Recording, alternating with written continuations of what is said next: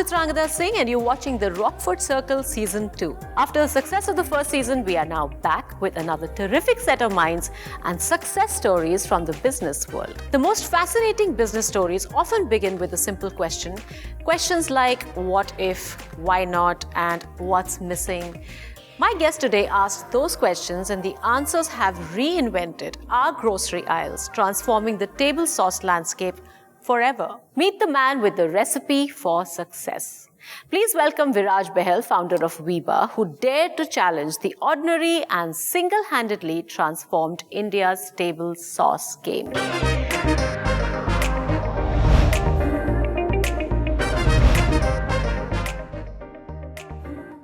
Hi Viraj, hi. How are you? I'm good, how are you? Welcome to the Rockford Circle. Thank you so much for having me, thanks a lot.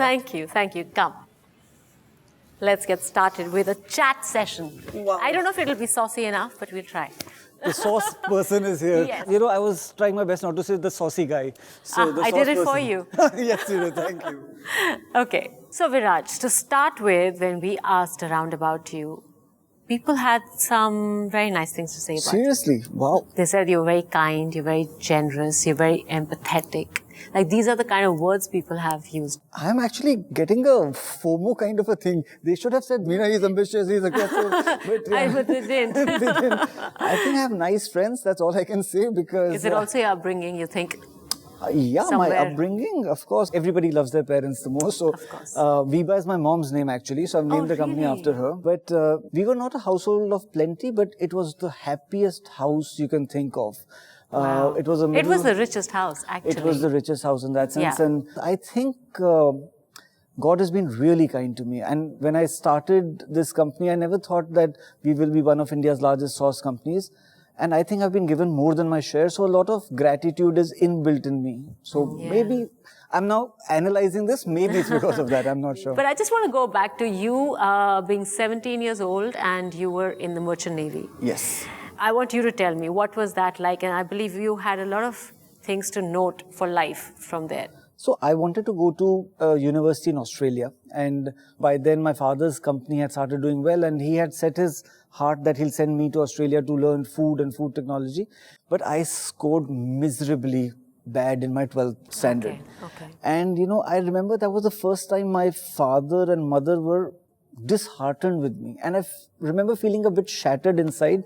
And, you know, next day I was reading the newspaper and in the bottom I saw an ad, you know, of Merchant Navy where they will, you know, give you a job, train you, send you to college, pay you a stipend while you're in college. Wow. And something like that Hrithik Roshan movie, na, Lakshya, Ye Mera Lakshya, that kind of a thing came in my head that I want to get. They were only selecting 46 kids out of the whole country where they will pay for everything. So that was actually after I finished my 12th was the first time I really studied hard for an exam. Yeah. Got into that. I was only 17 when I got enrolled Selected there. for that. Trained in a few months in Chennai. And then we went on board merchant naval vessels. I was not yet 18 when I was sailing. And that was a difficult life. But you learned a lot. The best thing that it taught me was, you know, you're with 21, 22 people for 4 months. Hate them, love them, you know, curse them, but you are with them. So it teaches you how to get along with people. And at that time I did not know, but it was probably the best thing which ever happened to me. Those 5-6 years of sailing that I did was probably my moral, if I have any, moral building years of... And then I believe you had a toxic boss to add to this. It taught me one thing, that you cannot be an idiot to your team. You know, for the 2 months that we overlapped, he never once called me by my name. So he would always say, hey, oh, you know. Oh my God. So that is one thing which stayed with me, that don't treat your people like that. Yeah, what not to do also. What not to do learned also. like how it can feel. Yeah. So I remember, I thought in my head, I'm an engineer banne ja raha hu, you know. So first day I went inside the ship engine room and he said, do you know how to mop? You know, I made this silly face and I said, you know, and he was like, no, you idiot. You know, he shouted at me and I was like, whoa, what happened here? He said, first you dry mop, then you wet mop. Matlab, pehle jhadu maro, fir pocha maro. I said, oh shit. So here I thought I'm an engineer banne ja raha hu, and then he said, these 5 floors, go mop them. First dry mop and then wet mop. And I remember, you know, I was mopping and one or Crying. two tears. I thought as much. That's so dramatic. That's like a movie scene. Yeah, so that happened, and that makes you grow up. So it taught me a great deal. I mean, if I had to change my life all over again, at that time, even if I hated it, I would never change it. I think it's a bit of a boot camp kind of, Actually, for me, it was. Yeah. And this brings me to your next big learning that happened when your restaurant business failed. Yes. That is the other thing, the second one that hurt you really bad. Yes. So after I came back from the Merchant Navy, I joined my father's business. But I had this huge entrepreneurial bug. So whatever money I had saved from my Merchant Navy days, and when my father eventually sold his company, I got a nice sum of money which had, part of my Merchant Navy savings and part of my ESOP plan from my father. So with all that money, me and my wife, half the money we bought a house for, and the remaining half I decided to start a chain of restaurants. What was this restaurant? Do you think I would have gone into one? No. If you would have, it would have done well. We would have really milked it, that CS is here and we would have done everything. But no, you would not have heard of it. It was called Pocketful. Pocketful? Yeah. I like the name. Thank you. But you had no pockets full? My pockets were really empty after that, honestly speaking. The amount of times I've said this joke to myself, Pocketful, khola tha paise gaye, this. At least the name is Pocketful. The name is Pocketful. Yeah. So, I was selling pockets made out of naan, filled with butter chicken or shahi paneer, kadhai paneer. Sounds very good. Joshila aloo. Muh mein pani aa gaya soch ke. But they were really good pockets. And I did everything wrong. Everything wrong means my first restaurant was, if you know Delhi well, was a 150-seater in Lajpat Nagar. 150? Yeah, see, I was That's over-ambitious huge. and, Okay. So, good learnings. Number one was this. And then? Did everything wrong. Like what? Overheads, too many overheads, hired people way before I could. So, two things that the failed restaurant business gave. A, for my restaurant business, I was looking for sauces. There weren't any sauces. Oh, okay. So, it taught me there's a big gap of sauces. India before Veeba was more of ketchup and mayonnaise only. Right. And little bit of hot and sweet sauce. So, A, that. And two, my biggest business lesson is frugality. That right expense at the right time. So, this organization, VRB, we might end up spending 100 crores on a plant, but I might stop myself from spending 30,000 on my MD chair, So, I'll say... So, you really got smart about where the money needs to be spent. Where the money needs to go. And also, I did not know at that time that God has much better plans for me. Yeah. And those 4.5 years, they seemed really long at that time. But thank God today that my restaurant business failed. Otherwise, those 6 restaurants ki jagah, it would have been 50, 100, but it would not have been VRB. So, remember the money I spoke about, half the money went into the restaurant business, that became zero. In fact, that became minus. It was slightly less than zero actually. So, there was a little bit of debt. And that's when I decided to pull the plug on the restaurant business. Wow. I can see that you have learned so much, but how important it is for entrepreneurs to get over their failures and move on and accept it. I think that one day, if I become successful, I'll write a book on failures. You're only sitting here because you're successful. Yeah. But, you're at the Rockford Circle. You're inspiring us. Honestly, I feel a lot more needs to be done. But, of course. But, genuinely speaking, this is going to sound very saucy or cheesy or corny, but I think failure is a great teacher. Failure teaches you a lot, which sometimes success doesn't teach you. I was just going to say that, And maybe it's important to remember that when you're successful. That is where I think a lot of people lose their way. It's a very famous saying that you learn far more from your failures than success will ever teach you. It's just never. Yeah. Success, of course, is a great ride. Absolutely. Because everything's good. You're almost blinded by it, But that was that was your second great learning ground. My second great learning, my second big experience. Yeah. But I think I also feel, you're never an entrepreneur alone. Your family is an entrepreneur with you because they all bear the brunt of your whatever. And they did end up bearing the brunt of this. My wife, of course. I believe you had to sell your house off. Anybody who's seeing this, and this has been made into a very high, the number of news articles I've read, usne apna ghar bech ke usne ye kar diya. Yeah. Please, jo bhi ye dekh rahe, they should not sell their house because of me. All the knowledge that I have today, if I had it 10 years back, I would not have sold my house. Let me be very, very, very categorical about it. I went to my wife and I said, Ridhima, I think sauces is my calling. I want to sell our house to start a sauce plant. And I was sure I actually checked what sandals she was wearing before that. Barefoot will be the best. 6 inches, She has nothing. Yeah. Okay. So, and 30 seconds later, she said, if that's what you really want to do, let's do it. And we sold the house. That's where the startup capital for Veeba came from. And then I went and named the company after her mother-in-law.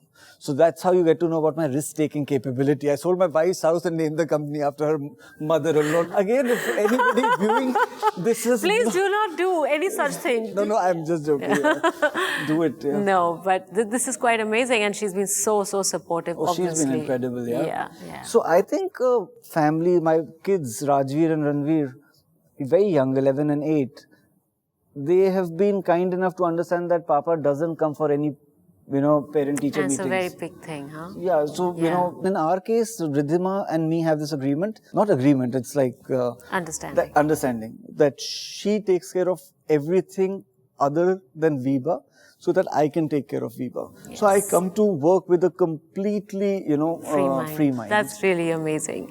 But now I want to come and discuss the biggest celebration for your company was when Domino's came along and the whole domino effect came, the success started for you. So after we started the company, I did not realize at that time that my most difficult 15 months are ahead of me.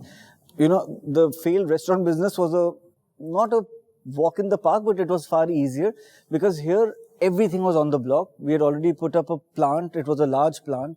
Hired some people, and the business was just not coming. So I remember going to Domino's very often.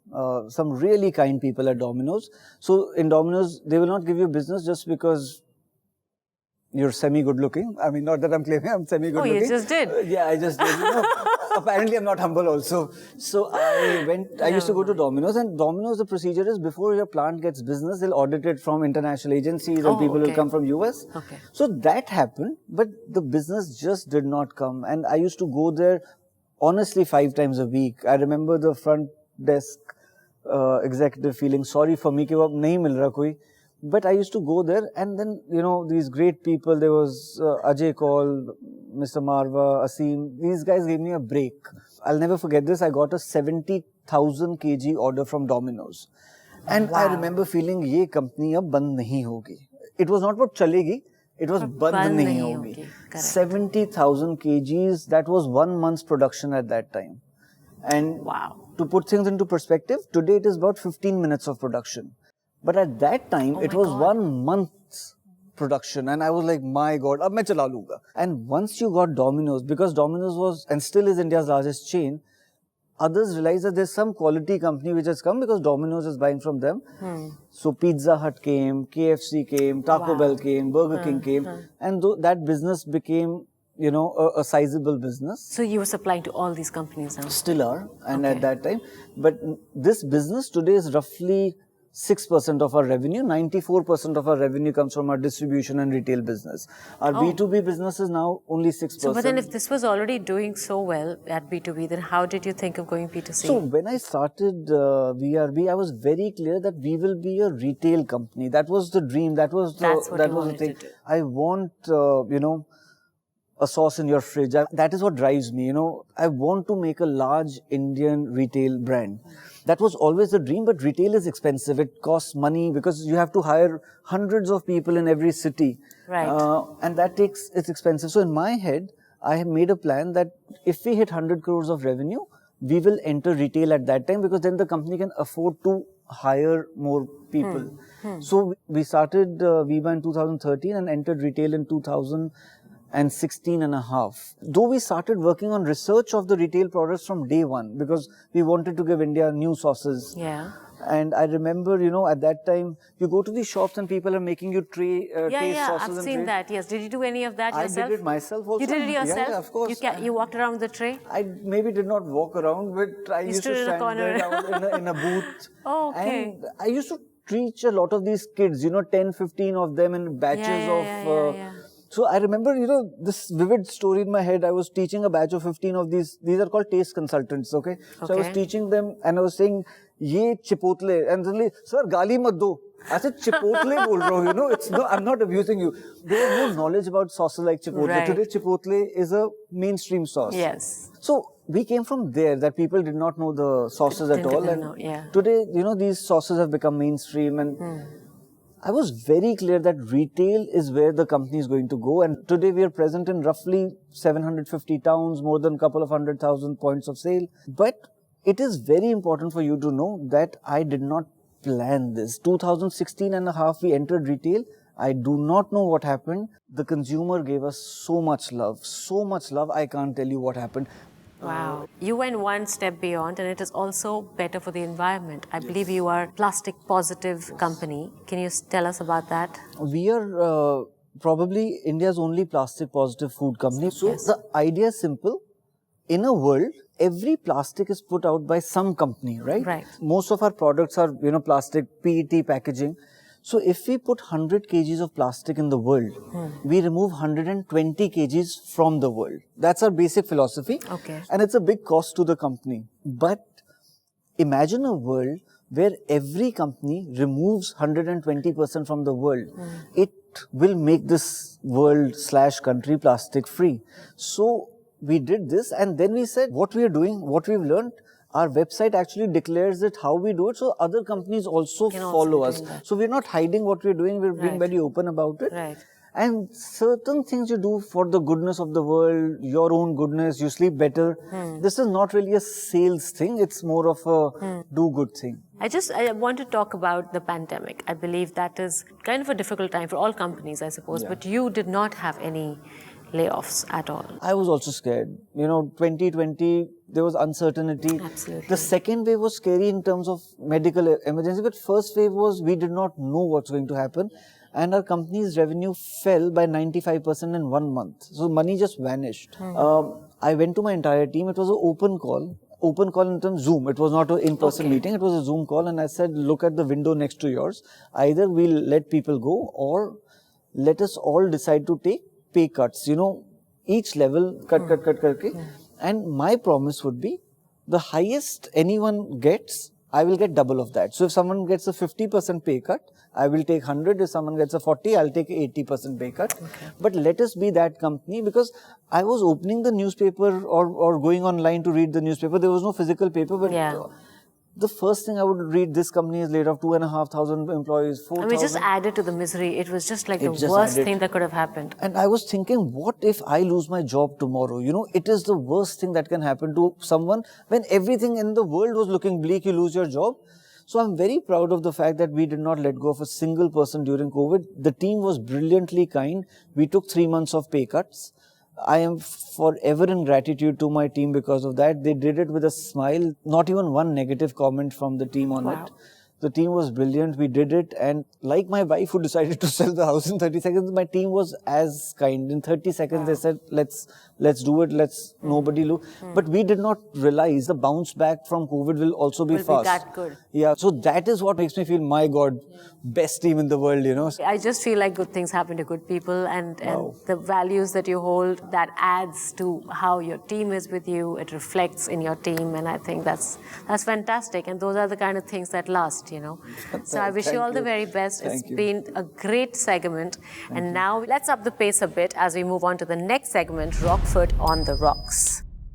The first question is, what was the boldest decision you made for Veeba? Definitely buying our second plant. Way before I could afford it, 10 acres big, humongous plant. We set up almost close to 500,000 square feet. Way before I could afford it, but the best decision I ever took. Wow. Okay. What's the sweetest moment you've experienced on this journey? We thought metros are dominated by the big boys, so we started going to tier 2 before this. Okay. So remember I said first time meko laga company chal jayegi with the Domino's order. Yeah. Second time meko life mein laga company chal jayegi. There was this lady, with due respect, a very rural looking lady. Okay. So we were putting stalls where we used to, you know, sell, tasting karwate the, and we used to sell from there. And this lady came and she said, "Kya bech rahe ho?" So I said, "Ke ma'am, carrot and cucumber sandwich spread hai." So she said, "Kaise?" So maine sandwich try karaya. We had these 4 squares cut off a sandwich. She took a bite. She said, "Tasty है, कैसे बनाया?" तो I was like, you know, ma'am, 2 bread ली, बीच में ये लगाया, इसमें carrot भी है, cucumber भी है, mayonnaise भी है, ketchup भी है, ऐसे लगा के. She said, "मैं नहीं मानती, लगा के दिखाओ मेरे को. तो मैंने I took 2 breads, मैंने ऐसे लगाया, एक सैंडविच रखा, cut 4 pieces, served it to her. She took a bite. She said बहुत टेस्टी है. तो सेम है. मैंने कहा हाँ जी मैम सेम है. She said 11 बोतल दे दो. Wow. So I said 11 बोतल दे दो. If she is buying 11 bottles, फिर तो ये कंपनी चल जाएगी. So this is the second time you said that. Second time. So one was 70,000 kgs, one was just 11 bottles. I mean, I don't remember the face of that lady, but she has a very important role in our journey. My God. Next question. If you could preserve one moment in a jar, what would that be? One moment in a jar. I think some happy moments. Obviously, kid's birth is right on top. I would also feel I will forever be excited. In fact, I was cheesy enough to take a picture with the first full page ad on the front page of Times of India. I mean, with SRK, and you know, I have a picture in my night suit because I woke up early in the morning at 6 o'clock, took that picture. I think I'll never forget that. I was so happy. That is so sweet. Yeah, that's a moment. It says a lot of things about where you've been and where you've come. The only thing I think back is I wish I had better night suits because I can't share that picture with anyone. A product that took longest to develop. Ooh, I was just talking about that product sometime back. It is, I feel, the best product we have made. Okay. We sell 85 products. It is number 85 in sales. It's the worst product in sales. It took me a long time to make that product, more than a year. It's called the roasted sesame dressing. It's the most authentic Japanese roasted dressing. Sesame dressing, yeah. It is so good. It's made with sesame oil. That's my go-to snack. Like, I just dip cucumber and carrots into it and eat it. That's what I keep in my office table. I think that product is the most difficult and the best product we've made, but bikta nahi. Last time you personally did a store visit. Every week.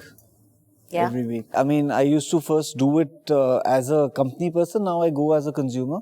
But I talk to the shopkeeper once a week. In fact, mostly it's every Wednesday. I have 5-6 hours in my calendar blocked for a market visit. You know, a lot of entrepreneurs have said this, that they've gone in either incognito or like as company people or as consumers and gone and, you know, visited their own stores. Yeah. But I think keeping in touch with what's the reality, ground reality, extremely important, very and important. having a first-hand sort of market research. Okay. Yeah. How many sneakers do you own? Whoa. Yeah. I own Is that where you're spending all your money? I'm feeling a bit... What's the number? It's a large number, yeah. Okay. I think it'll be 14, 15, 16, 17, like that.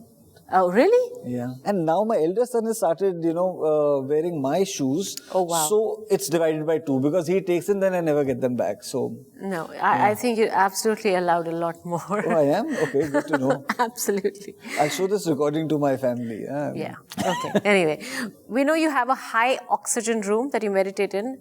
What does that look like and what does that feel like and why do you have to be in a high oxygen room? It's basically, it's a closed room which is not connected to the air conditioning in the house.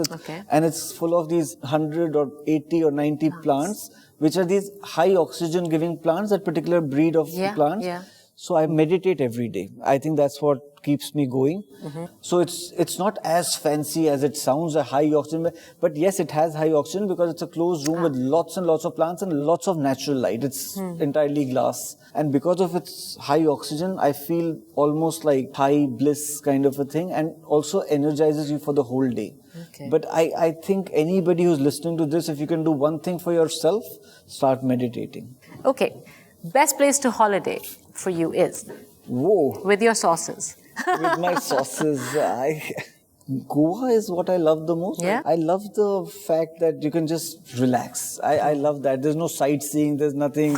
The kids enjoy Otherwise, it's so tiring. You get to a holiday and there's an itinerary. Yeah.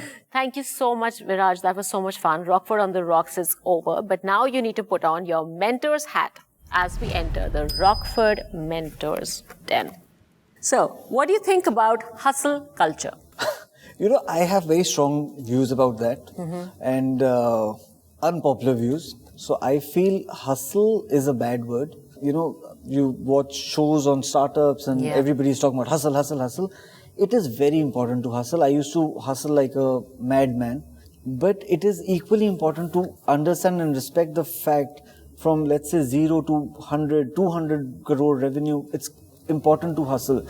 But it is almost impossible to work for a person who's always hustling. And beyond a certain revenue, if you want to grow, you cannot be a hustler. You need to be there's a Hindi word called sthirta. You need to have some amount of sthirta if you want quality people to join you and work in that team with you. True. So I think hustle is very important, but equally important is to stop hustling at the right time and let the startup become an organization. What do you think about the 70-hour work week? I think the 70-hour work week is a batshit crazy idea. It is okay for a founder to work 70 hours because he is the biggest commercial gainer out of a 70-hour work week. True. To expect your team to work 70 hours is crazy. Either compensate them in the same way you are getting compensated for working 70 hours proportionately, Correct. or do not expect them to work 70 hours. Like in our organization, we have reduced the working hours recently. We are doing 40-hour weeks now. Oh, wow. Okay. Yeah. And to expect someone to work 70 hours without having an equity upside is crazy. I think it's a obsolete idea. Yeah. 70-hour works should not happen. Correct. Like I said, empathetic is the word that your friends used for you. How do you unwind? I'm very boring, I unwind, I go home, I love to hang out with my kids. As soon as I reach home, which is around 7:30, we have dinner together and chat with the kids. That's my fun time. My elder son is pre-teen, or he's just become a teenager, so he barely tolerates me, but my younger son still likes me, so he plays with me. And after dinner, I spend some time with the kids. Then me and Ridhima, we just watch TV, I saw your movie, Khel Khel Oh, Mein. you just talked about that. So we saw that, and the first 1 hour was obviously the best for obvious reasons. Yes. And thank you. No, but I feel like when you work so hard and you're so wound up all the time, it's the simplest things that basically help you unwind. Just sit with a book, read, look out of the window. That's it. It's really that simple sometimes that calms you down. Okay, what's cool in the entrepreneurial circle right now? Really don't know. I don't think entrepreneurs are that cool, Everybody is busy doing their own thing. I'm not in the entrepreneurial, Like, do you guys go paintball or do you go pickleball? If they they don't take me. So I think I am not, I do believe some of them are going pickleballing these days, but they don't take me. That's the in thing. Yeah. I'm not really in the inner circle of entrepreneurs right now. No, I think you're doing just fine. Now, this is really important. Tell us a little bit about your inner circle. What is it that that's your buffer, basically? I have a best friend of, 30 years plus. His name is Nipun. He's unconditionally proud of me. He loves me unconditionally. Other than my mother, he's the only one phone call I make every day without fail. And my wife calls him my better half. He is there. And then I've got a set of 5, 6 very close, very, very close friends. Some from the neighborhood, some who've been my friends for a very, very long time. Barring 1 or 2 very new friends who are very close to me, but 5, 6 very close friends for over 15, 20 years now. Okay, so that's your inner circle. Yes. Okay, what role does your tribe of friends play in your journey? Stress buster.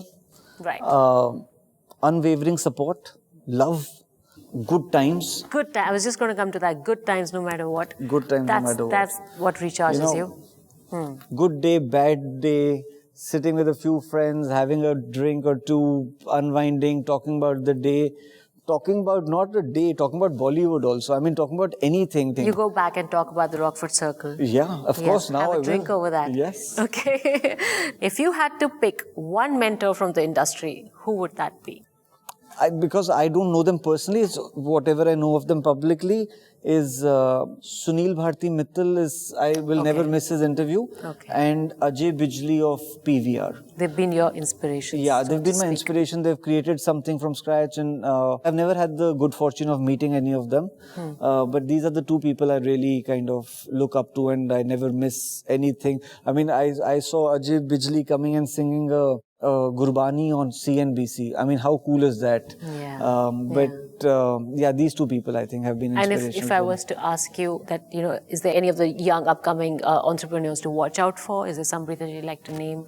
you think is very promising? I think the Zepto guys, they're not promising, they've already promised. And Okay. I've seen them in front of me, and they came like, there's this word Blitzkrieg war. Right. They came, they conquered, and the Zepto guys, I think they have been amazing. And, every founder you meet inspires you in some way or the other, some idea, some passion, something, by and large an interesting lot. Oh, too many of them right now. Oh my God. You met more founders than me now, so you would know. I probably would have. I think you should ask me what's cool in the entrepreneurial circle right now. Right.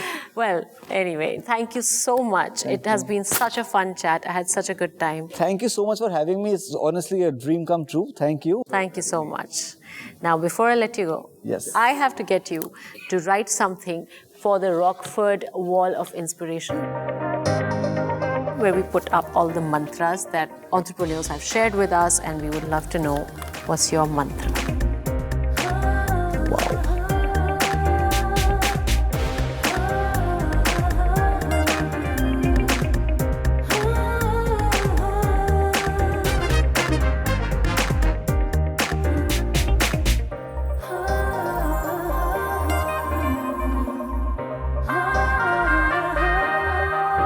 Okay, that was short and sweet, but very profound. Whoa.